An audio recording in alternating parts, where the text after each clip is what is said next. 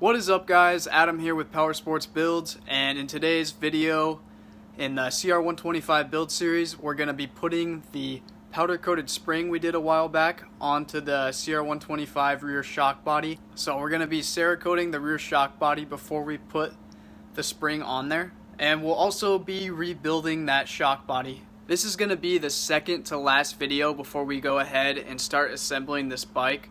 So I'm super pumped about that. We've made a ton of progress over the past month and we're getting really close. Alright guys, so lately I've been wanting to do a giveaway and I haven't done one in a while, so it's definitely time I do one. So what I want to do is I want to take one of your guys' springs off your rear shock and I want you guys to send it over to me. You guys can send me the whole shock, you can send me just the spring, whatever. And I'm going to powder coat it for you any color you guys want off of Prismatic Powder's website. So I'll have that down in the description for you guys to go check out. And how you guys can enter this giveaway is you can go ahead and hit that like button as well as comment down below the year and model of your bike. Alright, thanks guys. I'm ready to get to work, so let's build this shock. Alright, so here's the shock here as well as the spring I powder coated in another video. So I'll have how to powder coat this spring linked at the end of this video. As well as Cerakoting this shock. I'm not going to go super into depth on it in this video because I made another Cerakote video. So I'm just going to show some of the process but not the whole thing. So the first thing I'll need to do to start off this shock build is remove the upper spring retainers.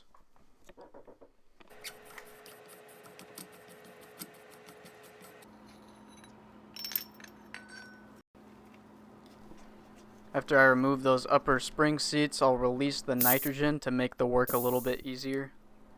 And then to remove the bottom cap, I'll take a punch and a little rubber mallet and slowly bang it off of there. You'll have to hit each side a few times to get it off.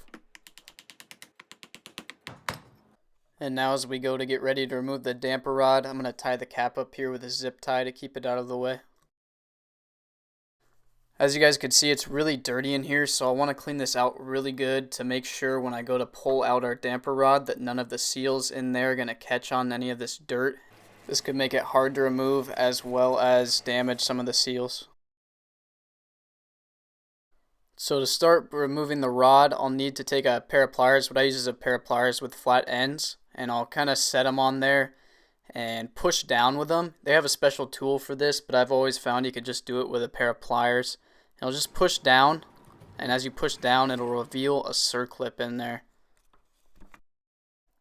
And when you're first starting out doing one of these circlips here, they're kind of a pain, but after you get used to them, they're not as bad. So I just take a couple sets of picks. I'll have these down in the description, but I'll jam one in there, kind of like that behind it to get that circlip propped out of there. And sometimes I'll need to take a rubber mallet and just kind of hit it under it. And this is the key to getting under the circlip. So then you'll kind of have it wedged out, and you could take another pick and push up on it and get it out of the groove. And then after you have it out of the groove, you could just take a pair of pliers and pull it out of there, and that part's really easy. And as I start to get to work here on the air bladder, I'll remove the valve stem cord to make releasing the air bladder down into the shock easier. So then I'll push it down with a pair of pliers, same way as I did the other one, and then I'll have to take a rubber mallet and kind of pound it in there to get it to seat all the way. Then after it's seated all the way down in there, I'll reveal the circlip, and I'll just remove this circlip the same way I did on the other one.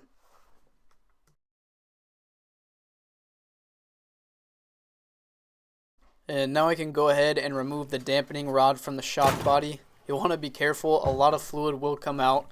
Mine was stuck in there pretty good, so I wasn't able to control it enough to get all of the fluid in the bucket here. So I tapped a rod a while back that I thread into the valve stem core, and it just pulls out the air bladder, but they do have special tools for this. And we have all of these pieces ready so far to Cerakote, but we'll still need to get this cap off and this bottom piece off to sandblast before Cerakoting. So I'll have to remove the nut on top to do that. You can see there's a tab on top that we'll need to grind off of there. So this tab, the only way to get it off is to grind it off, and you want to stay away from this middle section because you could damage the valving of the shock if you get in there. But you'll just basically grind the edges of this down flush with the nut. And all I'm really doing here is working at a 30 to a 45 degree angle to get the nut grinded down. And you can see we got it grinded down all the way, so we're ready to go ahead and remove it with a 19mm socket.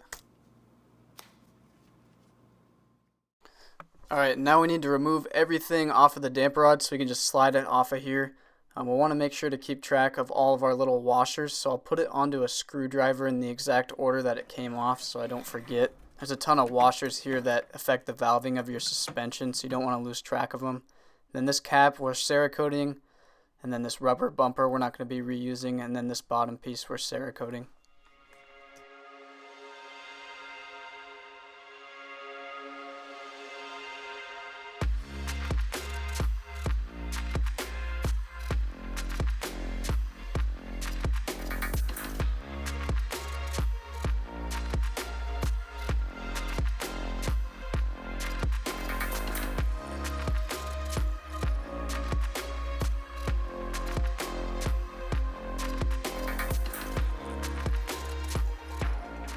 And now that I've finished up sandblasting, I'm going to Cerakote these parts in a graphite black. As I said before, I'm not going to go super into depth on the process of Cerakoting, so I'll have the video on Cerakoting tagged at the end of this video for you guys to check out.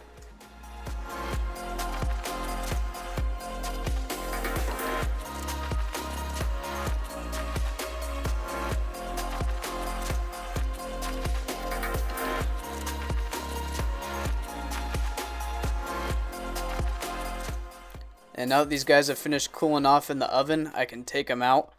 So I had them in there at 300 degrees and they came out pretty good. Everything looks smooth and I think they'll accent that spring really well.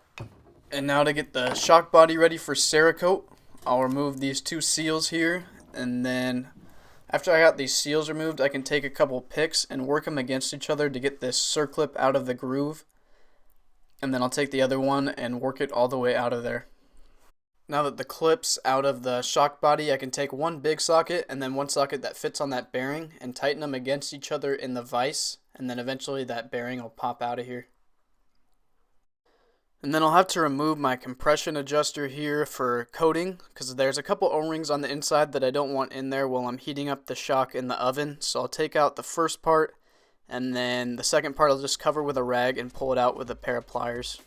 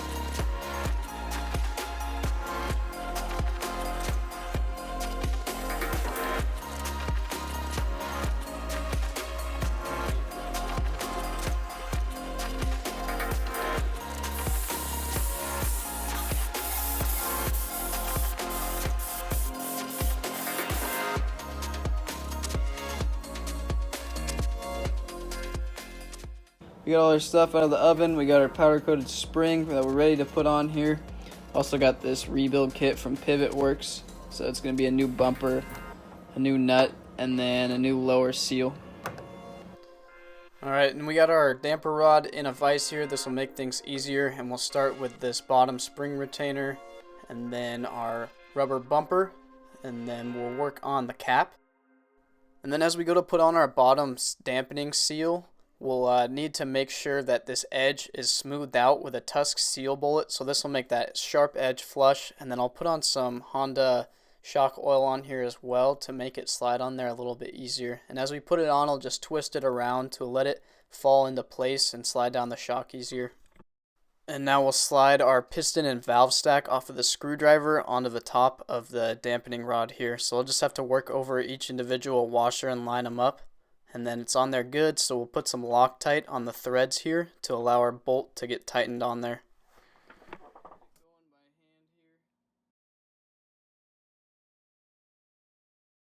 And then after you get your nut threaded on there all the way, go ahead and torque it down to 27 foot-pounds. Then this nut here from Pivot Works already has locking tabs on it, but just in case, I'm going to peen it a couple times with a small punch. The next thing we'll need to do is lube up our compression adjuster here with some shock oil, and then go ahead and pop it into the shock body. And after we have it in there, we can go ahead and tighten it down. After we have it completely tightened down in there, we'll loosen up our adjuster nut all the way to allow the fluid to flow back and forth between our two sections of the shock body. So I'll put some fluid in to the main section here and just tap it through into the other side.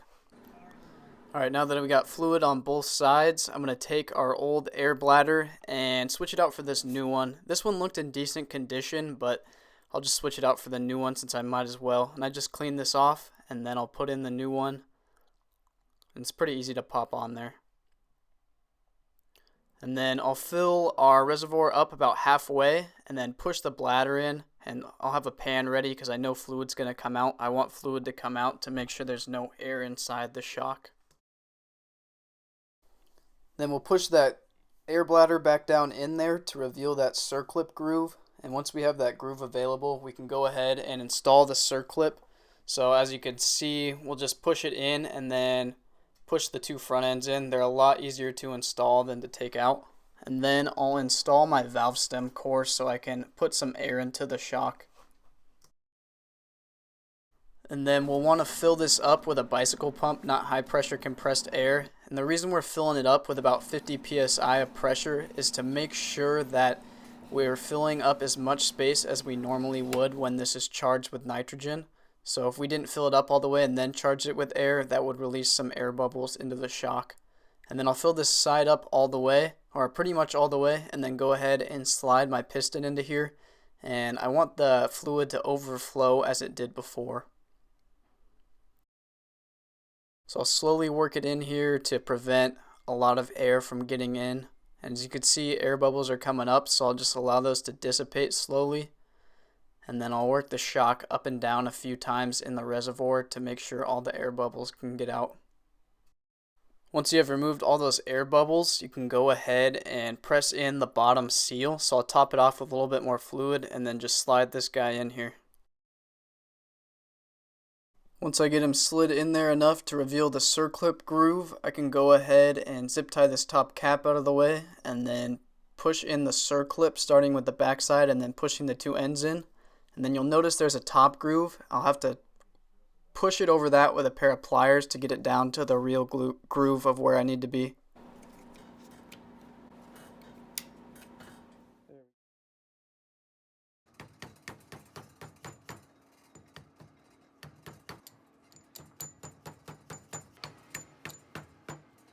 And then we can go ahead and install our spring retainers onto the shock body. So we'll thread them onto the shock body all the way, get them out of the way so we can have enough room to put our spring on there. And as we go to put our spring on there, we'll want to put the big end of the spring down on the spring retainers. And now that we finally got our powder coated spring onto the Cerakote shock body, we can put on our bottom spring retainers. And then we can slide up the spring to engage them together. You'll want to slide them onto each other, and then you can go ahead and tighten down the upper spring retainers. And I'll tighten down this spring to start at, I'm going to start at about 10.5 inches. That's the OEM specification.